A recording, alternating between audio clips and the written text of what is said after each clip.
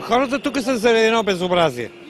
И продължават да бъдат тук, защото политиците очевидно не разбират какво трябва да извършат.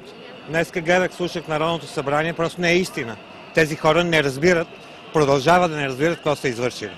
Не разбират, наистина, и това е възмутително. Хората искат диалог, хората искат техния глас да се чуе. Добре, каквото да се случи от тук нататък, хората няма да ги има на площада след няколко дни, сигурно. Така е. Но как тези хора ще получат онова, за което те искат? Именно чуваемост. Какъв е механизмът? Толкова ли е труден? Ами да, за хората, които са в отсрещната сграда, е очевидно много труден. Той е просто невъзможен. И това се вижда всеки ден. Тези хора наистина не разбират нито какво са направили, нито какви стъпки трябва да извършат хора в тяхна позиция, за да... Те не знаят как изглежда извинявай на политически език.